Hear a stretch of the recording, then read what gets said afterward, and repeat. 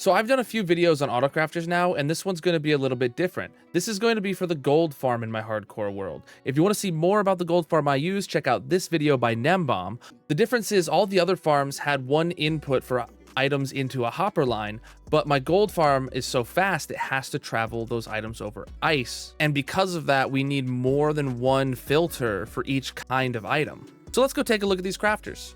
Here we are in the updated version of the world download. We got gold auto crafters over here. We're running out of space on this little platform. We'll figure out what to do for the next one. And this is what I have for gold farms here. There is two separate sides that have two different functions. So before I get into the breakdown of the individual crafters, I wanted to head over here and show you how this works if you haven't seen items flowing over these hoppers. I understand a lot of you probably do know exactly how this works, but I need to make sure for those that don't that I explain it. So the gold farm is going to drop items out of dispensers in front of pistons with slime blocks, and that's going to end up shooting them down this line just like so, extremely quickly. And something we all should know about item filters is that you put 41 items in, so that means you only have 23 items that can go into there at once. So if the items are getting shot down here at stacks at a time, what's going to happen is it's going to fill up some of this up to 64, but it's going to keep going. So we need to have multiple hoppers. That's why people don't throw it. So we need to have multiple hoppers here that all pick up the same item so that we can handle the throughput that the farm makes. With that said, you'll probably notice there's a lot of duplicate outputs here. I'll get into those in just a minute, but let's start over here on the left where we have our first output. This one is just nuggets. This one's straight up just the item filter into nuggets. And then we have the same thing here for ingots, because if you kill them with looting, which all the gold farms I use, you can kill them with looting for better rates, you actually just get ingots. So I don't have an auto crafter in my actual hardcore world for that, but I do have a design over there that is compatible that I'll show you. The second ingot here is another filter for ingots directly, no auto crafter, but what it does have extra is a shulker loader. So I have two filters here for ingots, and what that's going to do is this one is going to fill up shulker boxes that I can just grab that are in the world, and then after those are full, it will fill this one up and shulker load it for really bulk storage if I ever let the farm run long enough. So that comes down here into the same auto crafter that all the other ones do, but I have a sneaky little side hopper here so that if this ever fills up, that filter's items are just going to go over here and then go into the shulker loader. With the non-auto crafted stuff out of the way, let's take a look at the first one. When it comes to gold, things you can make purely out of nuggets and ingots is very limiting. We have lightweighted pressure plates, aka gold pressure plates, is what I'm going to call them from here on out, and gold blocks. They can use the exact same auto crafter and thus be one wide tileable. In my hardcore world, I have one column dedicated to pressure plates and the rest dedicated to gold blocks. Then over here, we have another auto crafter design that actually takes the same nuggets into gold blocks and shulker loads them. Then on the right-hand side, you'll see it's also shulker boxes that get filled up for gold blocks, but above the auto crafters is actually blast furnaces. So this comes after all the ingots and nuggets get pulled out. And then back here in my hardcore world, I have filters that pull out rotten flesh and the chicken drops for the occasional chicken jockey. And then that leaves just golden swords to flow over these hoppers, in which case it's going to smelt them into nuggets and make us some gold blocks out of them. So here at the end, we only have 4 crafters total. Let's take a look at the first one. This takes nuggets and turns it into gold pressure plates and gold blocks. So it all starts up here with the item filter for gold nuggets. That's going to pull items down and sends them into this auto crafter to turn them into gold ingots, which then lets it flow on down. And this is where you can define pressure plates or gold blocks. That will then move on down and go into the shulker boxes. But as always, let's go back to the top and see what actually happens. We have a standard item filter here. We all know this standard impulse design that is built right into the slice here. Then we will skip over this and come back to it in a minute, and we go down to the standard auto crafter design that I use. This one makes sure it doesn't double pulse. That's why it has this copper bulb here. It's going to wait for this to get 9 items in, and then it's going to send that signal across and send it back over. Once that ingot comes out, it moves down into where you can define any pattern that has 2 or more slots. So both pressure plates and gold blocks will work in here, and it uses that exact same design again, in which case when it gets the next pulse, it sends out your item and sends it down to the bottom.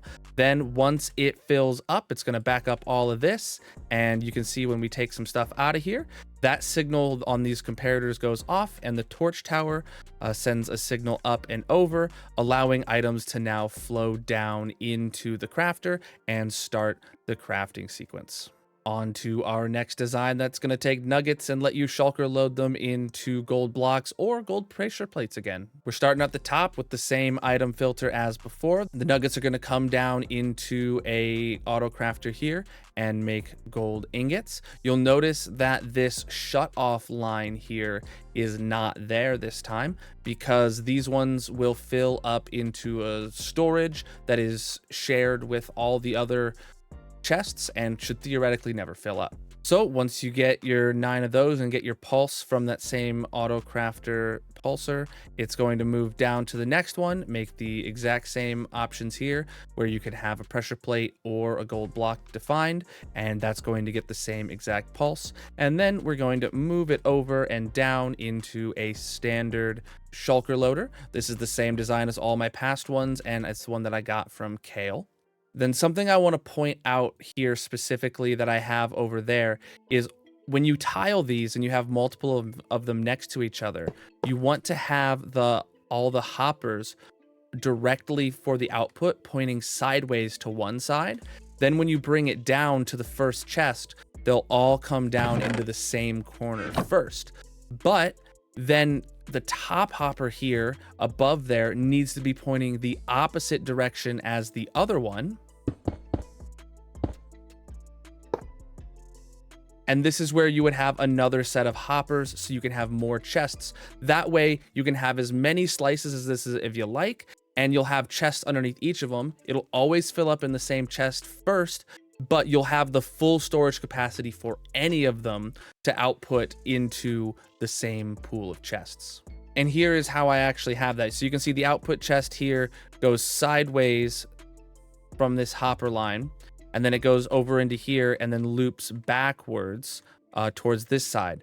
So that way when you're here, it's all going to filter down to this chest first, and it's going to fill this column, and then it's going to fill this column, no matter which autocrafter actually produces the shulker. And that's why we don't need a shutoff at the top, because even if this column fills up, this column will still have a place to put a shulker over here. Now onto the gold swords. This can make shulker boxes of gold blocks or pressure plates if you felt like it. So no item filter here because all the other items need to be filtered out first. And this will be just an output of gold swords. Those gold swords will come into here into the top slot of a blast furnace. But the blast furnace is going to need fuel, and you can make a really easy bamboo farm and autocraft that into planks using some of the autocrafter designs over there if you'd like. But once that's created, it's going to make the nugget and bring it down into here where it's going to take your nuggets into ingots. And this is going to use the exact same autocrafter fullness detector and move it down into gold blocks, which is then going to wait for 9 of them and use the exact same pattern. And then that goes down into shulker boxes here. But something I did over here is I did move them all from right to left, and then there's just one singular column down, and then from here it distributes them from left to right again. So just like the other side, it doesn't matter which furnace or autocrafter produces the gold block, it's all going to end up in the same shared storage. This is particularly slow, so it's good to combine them like that. And even though that it is slow, do you really just want to waste the gold you could be getting? That's why I put it in, because like I know it's probably trivial, but I don't like wasting stuff. Speaking of not being wasteful, I don't want to waste your time and omit the ways to autocraft just a nugget into ingot or ingot into block. This is a single item crafter design that I would use if I needed it over there, where you can take your nuggets in and you can craft them into gold ingots and bring them down into an output exactly the same as I would for all the other ones. You probably want an item filter above it and that kind of stuff. It's literally just the same design that we've got in all of these, just ripped out in just a single crafter. Was it worth including? I don't know. I didn't use it, but you might want one. And that's it for my gold farm autocrafters. There is going to be technically a part 2 to this, because what do you use gold for in bulk? That video will be coming out after the holidays. I hope everybody here enjoyed the video, and I will see you guys in the next one. Make sure if you did like this video that you leave it a like and subscribe for more.